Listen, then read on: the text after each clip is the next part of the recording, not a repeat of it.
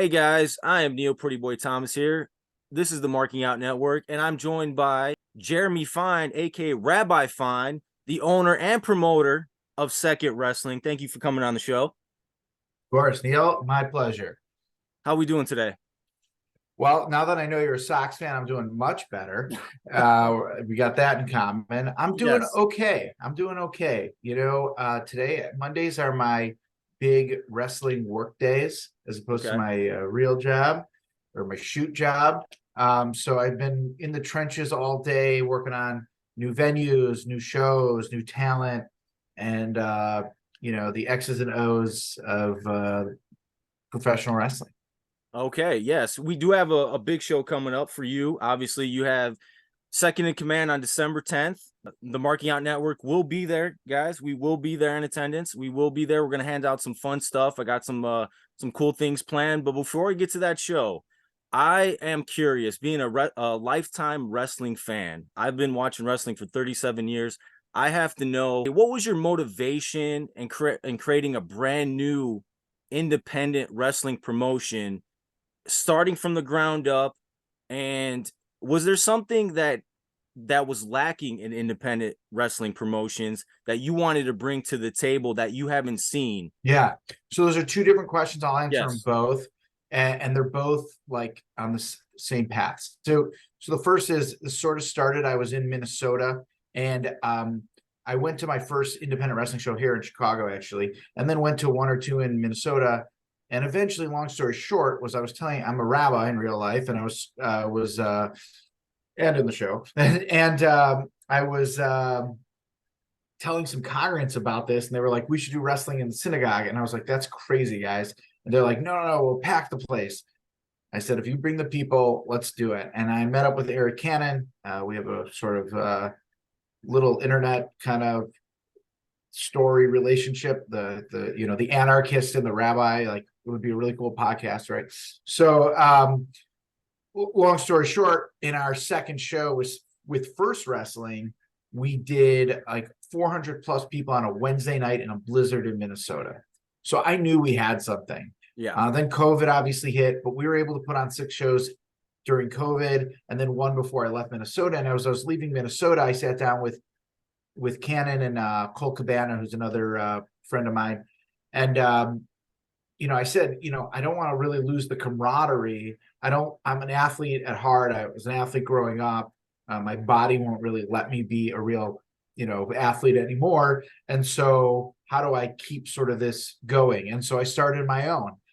It's obviously different than First Wrestling. First Wrestling runs, their big shows are WrestlePalooza, and they run with concert and blood and guts sometimes, but burlesque, we don't do any of that. Yeah. And so one of the things I wanted to do is stay true to who I was, sort of in the same vein as First Wrestling, in the sense that we're going to use the best talent we can get.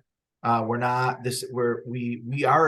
are propping people up, but everyone is vetted. Everyone I, for the most part, know. There's a lot of people who ask to work for us who have, I don't really know them. While I feel for them, there has to be someone vetting them or vouching for them, or it's just not going to work for us.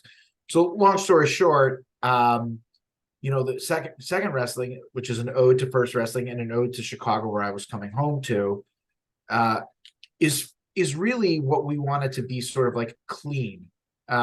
We have done some stuff, and we will jump over the line on occasion in the right spot, but really a place where people can find a relatively affordable ticket for high level entertainment. Yeah. With the family, put down their screens unless they're tweeting about the show, and just enjoy time with their buddies or time with other family. And so the shows, the venues we work often also stand for those things. So, Home Bar in Arlington Heights, we'll be in February. We were just there this past summer. Awesome venue, brings people together, good food. Like, even their layout is really like a fun place to be. And that's sort of what we're looking at. The JCC, the Jewish Community Center in Northbrook, was the first we played, because listen, this thing blew up a little bit. Our goal is to do 2 shows a year. This will be our second full year, and December show coming up will be show number 21. So Wow. we're a lot further along than I ever imagined we would ever be. It's a blessing. It also is a curse at times. There's a lot of things to keep up with. My Mondays are really dedicated to wrestling. Yeah, are you coming up 2-year anniversary, right? Is it This 2 is our years? 2-year anniversary. It'll be our 21st show. Yeah. We have 1, 2, 3, 4, 5, 6. We have 7 shows lined up. We could have as much as 9 or 10 already coming up for 2024. Some of those are camp shows, so they're not open to the public. But we have a show in February. We have a show in April. We will likely have a show in June. We're working on something real special for September, and we'll also would like to do another outdoor show if we can find the right scenario. I gotta say, conversation. yeah, I gotta say right now, you pick actually really good venues, and the one I wanted to bring up was Technicolor Dream Wars that happened back in October. It was at the Marvelous Sanctuary Studio, I believe, in Wheeling. Yeah. That was a new unique venue, and that's what actually caught my attention because I've never seen a wrestling event, not that I know of, but I could exist. But I believe you said you guys were the first ones to actually place wrestling venue in an area like that, which gave it the atmosphere was fantastic. Everything was glow in the dark. I mean, I'm sure people watching this, listening to this, saw me in that obnoxious tracksuit. And I was fully committed. I loved it was aesthetically pleasing, and I was sitting right there and I was literally touching the ring at the same time, and I thought it was an intimate venue. It was very extremely eye-catching, eye-pleasing, and I thought it was one of the coolest places I actually ever saw a wrestling event. I wasn't up in the nosebleeds and I could barely see. I was right there in the action, and I thought it was a fantastic venue. Do you have any plans on going back there at any time? Thank you. We're open to it. You know, the issue with that venue is it's its blessing and its curse. It's tight, and you can't sell a lot of seats, which financially, obviously, we make money mostly on our ticket sales, and so the less tickets we can sell, the less talent we can necessarily bring in. We are always Sean Loggett calls me the biggest hustler in wrestling because I almost every Monday I am out searching for new venues. So again, it has to align, right? That was a great opportunity for us to do something cool and intimate.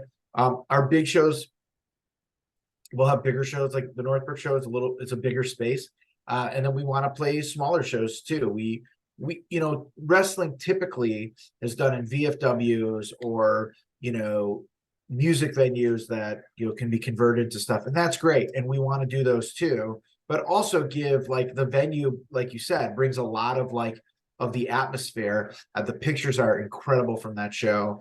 The hardest part of that show actually was the lack of a real locker room, which is hard for the wrestlers who want to don't want to be out in the crowd. Some do. Some like to sit there and watch the matches, and others like to sit and calm themselves down. It's up to the individual. Now, I want to talk about Billie Starkz a little bit. She was your inaugural second wrestling champion, and she held it for more than 400 days. Now, what did it mean to you and the promotion in general for her to become a champion and establish that strong lineage for that championship? Huge. Everyone in the tournament was legitimately considered to be a viable champion. We lost. Trevor Outlaw went down right before with a knee. So this upcoming show, he's actually going to wrestle Eric Cannon for the first time. They were supposed to be the first ever match of Second Wrestling. It turned out to be Warhorse and Eric Cannon, which is obviously a great replacement. So Billie is one of the early people that we met in wrestling, both Billie and her father Mouse, who was the photographer at Technicolor Dream Wars.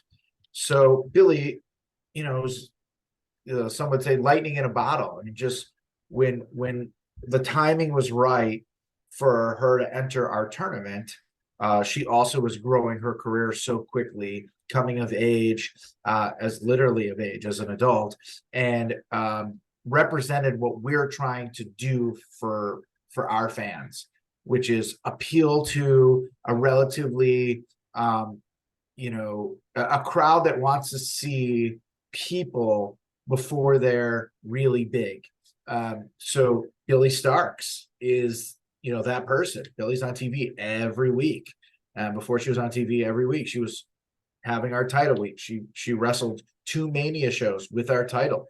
We'll never forget that. That'll always be a part of our belt.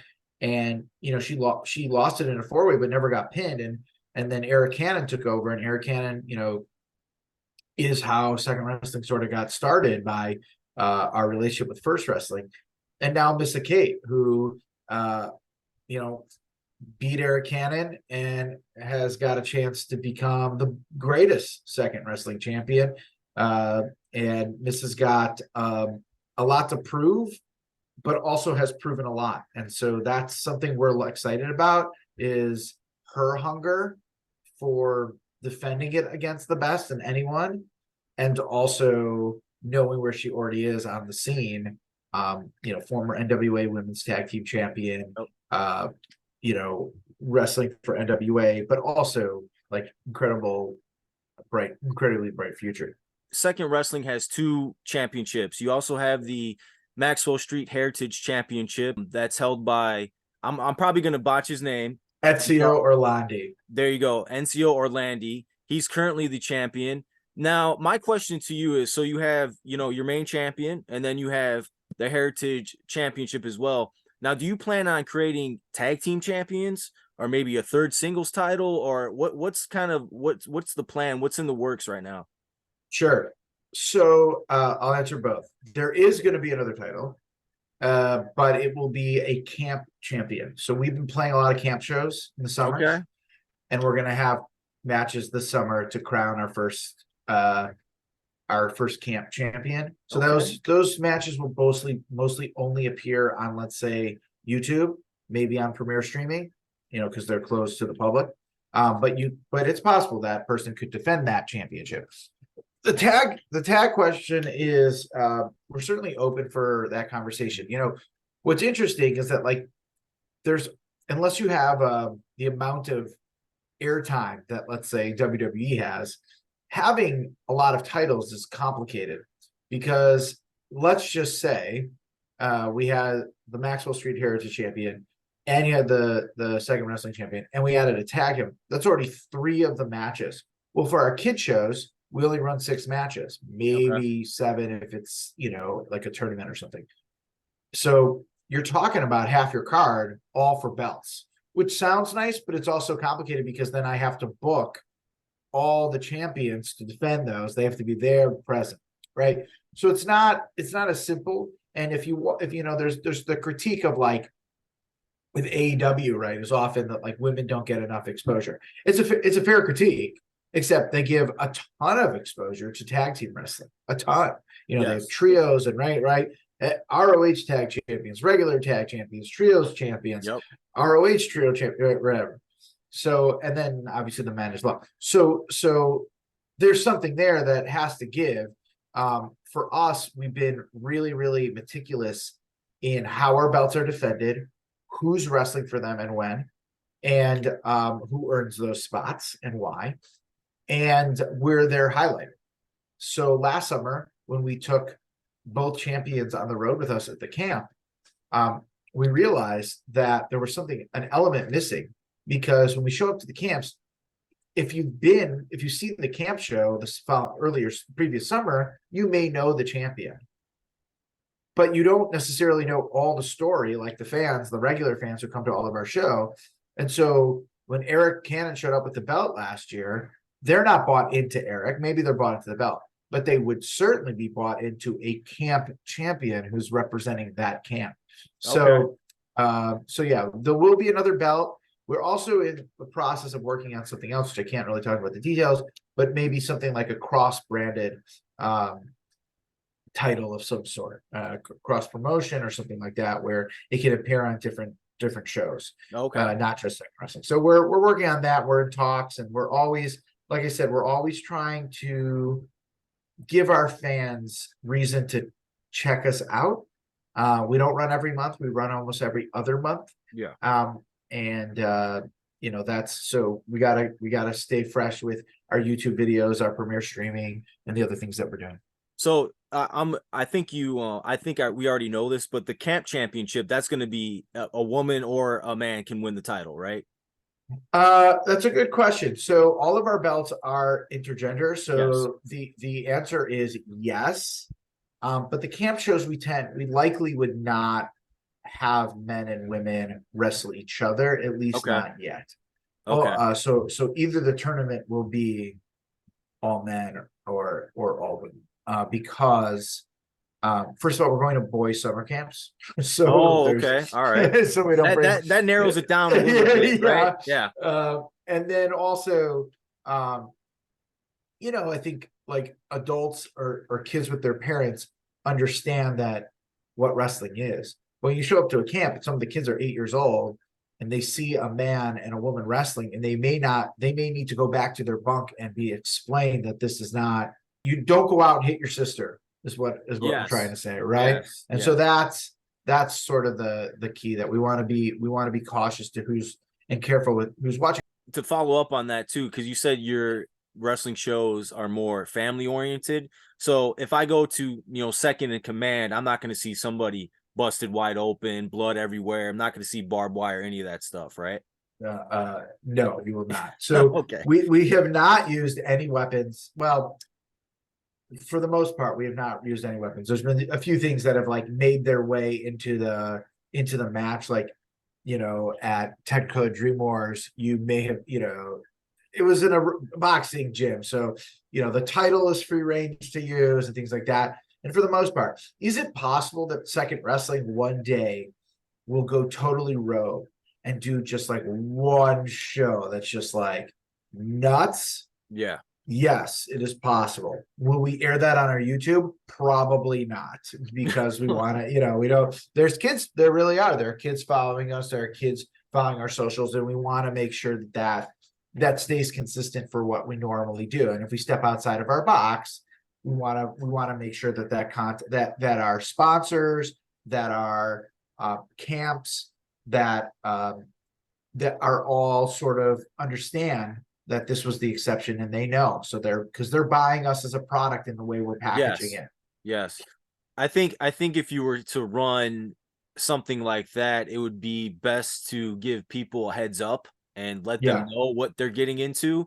And you know how like the parental advisory sticker on the CD back in the we still have them. Like this is what it is, so this is what you're getting into. But I think what you're doing is really great, and I think everybody has a really good time. Everybody was invested, or everybody is invested in your shows, and I think you've been hitting them out the park ever since you started. And I got to say, I'm a huge fan of 2nd Wrestling, so I can't wait to go see you guys again. But let's talk about 2nd in Command, December 10th in Northbrook, Illinois. Jack Cartwheel making his 2nd wrestling debut. Team Minnesota, Badger Briggs and Free Range Kara versus Lainey Luck and Heather Moreau. That's Team Chicago, right? That's our Team Illinois. So Heather and Lainey live in Chicago, and Yes. Badger and Free Range Kara live in Minnesota. Although ironically, I don't believe any of them are born in the state or city they're representing. Just a heads up. Okay. But we did that because we announced it today, where the Vikings are playing the Bears. Yes. So there's a little bit of a crossover. All of our flyers, whatever the show is, are sort of themed in some ways. We knew there was a Bears game.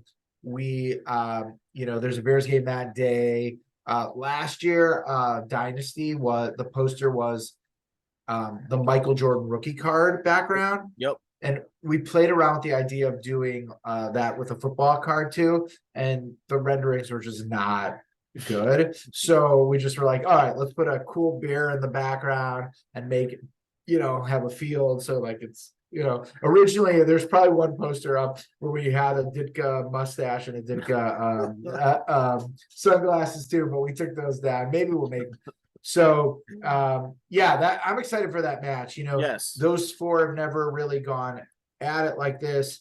Badgers never been is debuting for 2nd Wrestling. Free Range Care has been with us at our inaugural show, our first anniversary, and now our second anniversary. We've known Free Range Kara for quite a while. And, Heather and Lainey are mainstays at 2econd Wrestling. Lainey has some of the worst luck in 2econd Wrestling in terms of her opponents. Always seem to change the day before. We're knocking on wood it doesn't happen this time. And, Heather's had Heather has one of the big best records. I mean, she's certainly in line for a title shot very soon.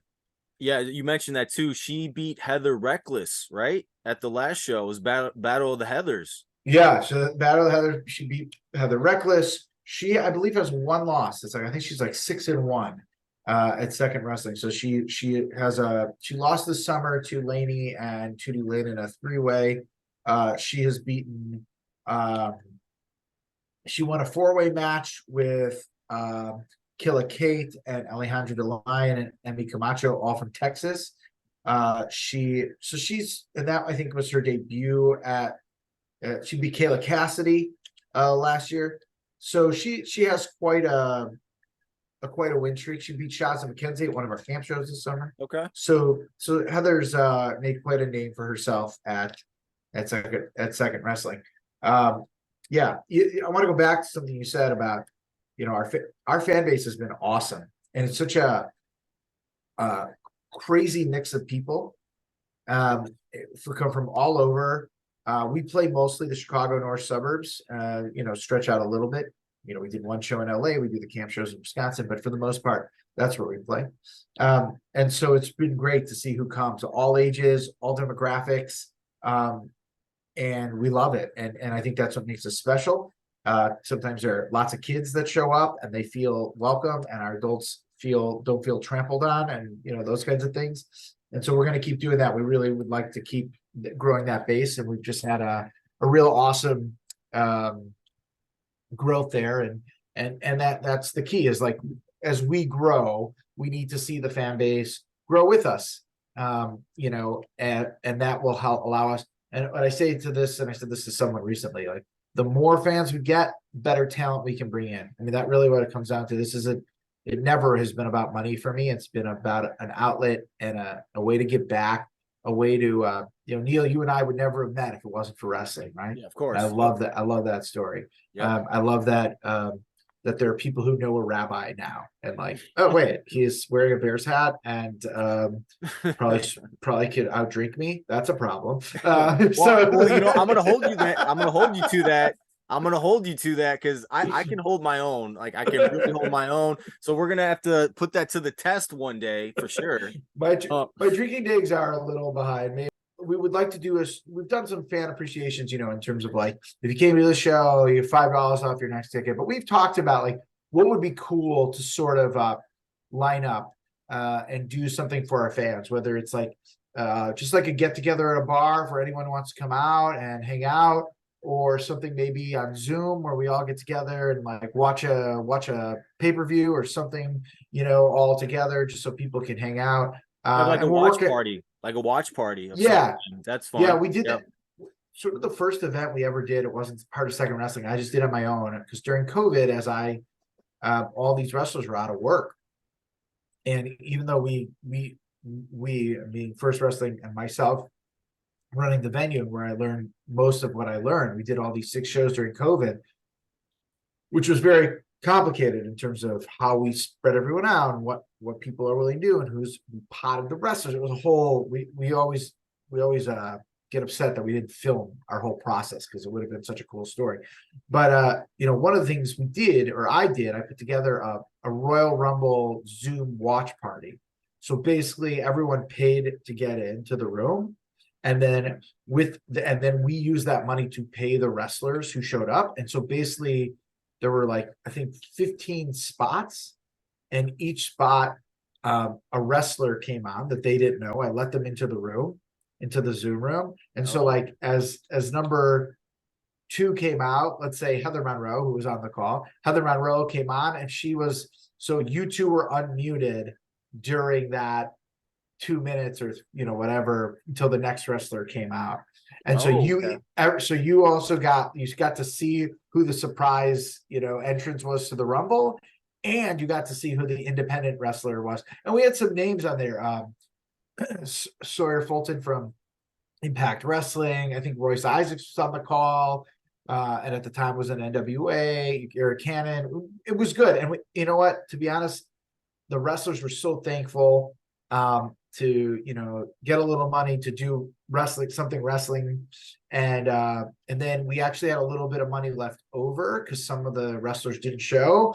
And all the wrestlers who did show up, we went and bought their merch off, Pro Wrestling Tees or whatever. So it was fun. No, that's actually a really innovative idea. And that's like, I think during the COVID times, like everybody had to be creative in that way. And I think that was incredibly innovative, alternative way of thinking. And I think it was successful. It sounds like it was successful for the most part. And I think doing something like that again probably is it would work out, because I think, you do it once and then it was successful, you do it again, more people are going to show up, more people get committed. And I think that's fantastic. And you also have on December 10th coming up, and second in command, you have actually Eric Cannon versus Trevor Outlaw on the card, which I think is going to be an excellent fucking match. Pardon my French. No, and it's good. You also, they better tear it. Those two better tear it down. I think so. That you look at, I'll be honest with you, look at the card and you're like, what's going to be the match of the night? And I know Mr. Kate and Billy Starks is like going to be a fantastic match, but I keep looking at Eric Cannon and Trevor Outlaw. I'm like, you know what? They can really steal the fucking show. And I think they're going to be, it's going to be a fantastic match. You also have Darren Corbin returns to Second Wrestling. Well, Ezio Orlandi will defend his title. We haven't announced that yet. And then we have Warlord as will be in attendance and doing a meet and greet. We're excited to work with Warlord. We usually do, that's another thing we do for our fans once or twice a year. We'll so there's guys who work the show who have a table and you can both buy their stuff and whatever. And then every once in a while, we'll just do a meet and greet with sort of like an older, we've had Coco Beware, we've had Brooklyn Brawler, we had Ariane or Andrew Cameron from WWE. So we call that, this will be the fourth, we're calling it the Blackout Series, which means you could collect all four of these 8x10s for these people. Then, I think next year we're going to start, a new series where it's just like, it's just these, so they all match and you can kind of collect them. But we do that because, it's a good way to meet some of the legends without having to go to StarCast and all that stuff. I mean, you've booked a lot of top tier talent from obviously the Midwest, and obviously you want to keep expanding. Who are some of the people that you would like to get in Second Wrestling? Some of the people you have your eye on that you haven't booked yet, but you're like, I need to get them as soon as possible. Well, as soon as possible. Yeah. So those are, I'll tell you a few people. So we had Brooke Havoc out in our Mitzvah Mania show in LA. I sorry to interrupt. I interviewed her. Oh yeah. This was back in it was the springtime. Yeah, I talked to her. Yep. Brooke's awesome. Yep. And we'd like to try to at some point get Brooke out here.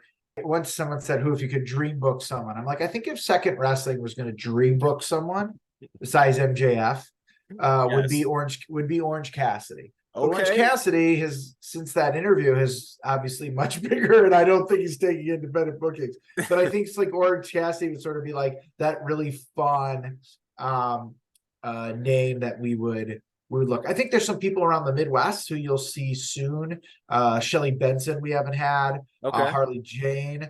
Also, we have not had. We'd love to have Sierra and Joey Avalon both back. They were on our inaugural show. They've done a camp show, but they've not been back in a live setting.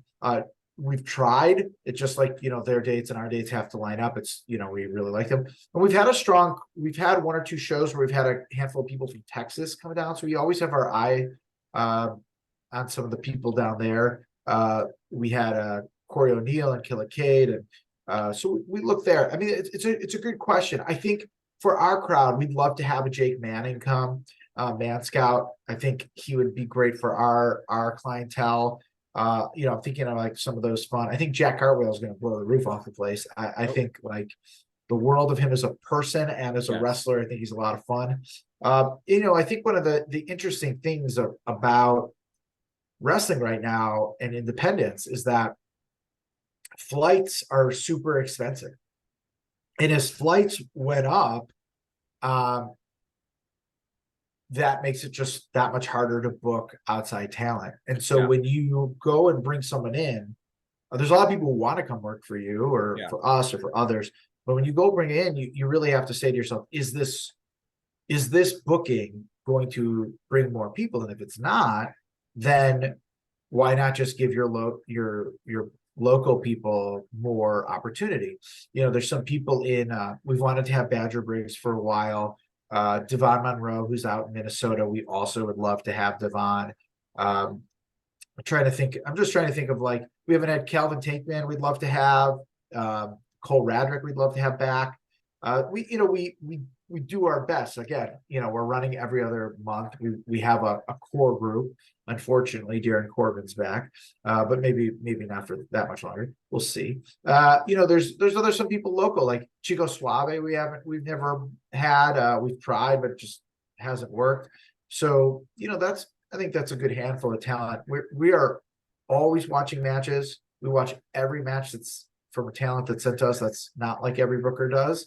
Half the time we get the biggest compliment we get is, "Thank you. You're one of the only promoters that responded to us." And that's just me. Eric Cannon always teases me. There's two sides to me. There's the promoter and there's the rabbi. And sometimes, and today I was telling him, like, the promoter actually did something where the rabbi would have been upset about doing. The whole St. Louis crowd that we really enjoy. Like, Davey Vega has been with us for a while. Davey's fantastic, and we think the world of him. Raheem Della Suede, Dak Draper is the best wrestler in the world, in my opinion. So as much as we can get Dak back, we would love to. So we're constantly, like, thinking about the matches and the matchups. Who gives our regulars a heightened opponent, and who also brings the fans a nod. There's sort of a formula that we use. If you watch, there's almost always 2 debuts. So people you've never seen before, at least from us. At least one of those usually you've never seen, like, rarely comes to Chicago. So, like, no one's seen Jack Cartwheel live here unless you've been at, like, ROH tapings or AAA or something like that. Doesn't wrestle there. And he's the man. So if you're not, he's wrestling at Dreamwave, but he's also coming to us. And so we were supposed to have Jack at our second ever show. And unfortunately, for us, he got booked at AAA, which we encouraged him to go do. And now he's going to come back. And now that we have a really strong relationship with him, we're just excited. He literally can jump out the building. Let's put it this way. I'm excited. I will not be behind the curtain for that match. No doubt about it. Yeah. I personally will tell other people, you take care of this. I'm watching this match. What are your goals in the next year? Where do you want to see 2econd Wrestling Promotion a year from now? What do you want to accomplish in 2024? That's a good question. So I think we're on the track to do those things. I think we want to grow our fan base. We want to keep giving our fans what they want to see, and encourage them to bring others. So if we're hovering between, like, 100 to 150 people per show, and not the camp shows, those are much bigger, but we'd like to get to 200. I think that's a really good place for us to be able to run consistently and turn around the shows quicker, and also the venues be just as exciting. And I think Home Bar is going to be like a bar home for us. The Northbrook JCC is sort of like our big kids home show, but we'd also, if we could, we'd like to take a shot at one really big venue. If you don't see that in 2024, you probably will see the ground workings for it. I guess so. In April, we're going to be playing a pretty cool venue, very different, very kid friendly. But our goals, I can share it. We're gonna be playing this place called High Five, which is one of the summer camps we do. But they also have a location in the Hawthorne Mall. So we'd love to do a big mall show or a big, like, music venue show. We would like to do one of those two things. We'd really love to do a mall show or one really, and make that like an annual thing where every first week of March, whatever it is, that show's coming and everyone should buy their ticket, and we're going to release them early. Yes. And, so those are sort of the goals. It's like, consistency with a little bit of growth, and like that one big home that, we get fans that we would never otherwise get, who maybe are just coming for that one show Yes. every year. And those are some of the goals. But the biggest thing for us is like, and what has made us viable for 2 years, and not just 2 shows, but 21 shows, is great fans, people believing in us. And truthfully, when I say this is our magic, is I think we have the best locker room. We're really drama free. People love working. The respect and camaraderie on all of our shows. We have a new tradition inside the locker room that we started last year. And last show, and some of the people weren't there the show before, like, what's this? And we're like, oh, new tradition. You gotta keep getting booked with us so you learn. Like we're moving, and I think like we just have built a really great place for wrestlers to feel valued, Yes. to be treated kindly. That's the Rabbi piece, not maybe the promoter piece, and to have real support. We're giving people chances who aren't necessarily they're getting chances, but they're not getting elevated chances. And we're not booking all the same people you see at every other promotion. So what we have done is found people that make us special and tried to elevate them.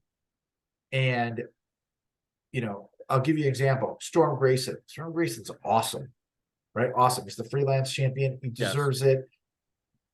He did a camp show for us. He did one summer show for us. We will absolutely have Storm Grayson back. We have nothing but great things to say. But why would I give you Storm Grayson every show when he's already he's already the freelance champion? You can see him once a month at freelance, and you should see him once a month because he's great, and freelance is great. I don't know, we're not in competition. We work a totally different area. Yes, them having a show on the same weekend as us may damper our ticket sales a little bit. Maybe it's a totally different venue, totally different crowd, and they're going to give you one look, and you'll see some crossover. Darren Corbin's announced for both shows, but we view them as a hopeful partner. We book a lot of their people, but you're just not Storm Grayson getting a title shot at 2econd Wrestling would be great for Storm, but it wouldn't necessarily be great for Chicago wrestling because he has an amazing belt. He doesn't need another one. Yes, of course. And I mean, you listed off tons of names of people that you want to have in 2econd Wrestling, and I think eventually you're going to get everybody you want, because I think what you've built a really great foundation and a great relationship with the fans, which is the most important thing. You want to cater to them. You want to do what's ever best in their interest. And I think 2024 is going to be a really, really big year for 2econd Wrestling. It's going to be even bigger, and it's going to continue to grow every year. And I think really the sky's the limit. And the fact that you said something about the locker room, the camaraderie amongst the wrestlers, and people enjoying working with each other, that's extremely important in any business to be successful. Great card. Missa Kate versus Billy Starks for the 2nd Wrestling Championship. I'm assuming that's the main event, right? So that's going to be the main event. It's got to be the main event. It's got to be the main event. That's going to be something that's I'm looking forward to a lot. A lot of fans of Billy Stark. Missa Kate, I got to say, I'm a Missa Kate mark, because I think she's fantastic. Her match with Eric Cannon, when she actually won the championship, I was there. I was highly impressed, despite her winning in some kind of questionable fashion. But whatever, she won the championship. It's all good. I think she's making friends. Yes, she's making friends. That you see at 2econd Wrestling is long-term storytelling. Yes. So that's big for us. Is that like, if you miss a show, if you come to every show, there are little nods and little things that you're seeing that if you miss, like some don't, some promotions work, show to show, but every show is its own amoeba. But if you sort of watch what we're doing, there are little things like who's in the title picture, how that belt has been passed on, and how it ended up in Missa Kate. It's almost a 2-year, a year and a half story. And Etsy, the biggest example was Ezio and Jackson Larkin, who tore the roof off that place. To both of them, the best match I think either of them have ever been in. Yes. Um, and I hugged both of them after because they wrestled their asses off. That's we're not, you use the F word, so we can use ass. So you know, and so there's more of that, and there's more of that will always be coming. And so that's sort of the other piece of like for our hardcore fans to keep coming, because you don't, every show you miss, you're missing a little bit. And we put a little bit on YouTube, but it's not always there. Yes. It's subtle. You look back and trace the steps and how Ezio and Jackson got into second wrestling. It's a big story. Thing with professional wrestling is it's not about, it is about the grand spectacle and what you see, but wrestling, I've always appreciated the little details in wrestling, and then in intricate details in storylines, and then you have continuity in your stories, and it makes sense.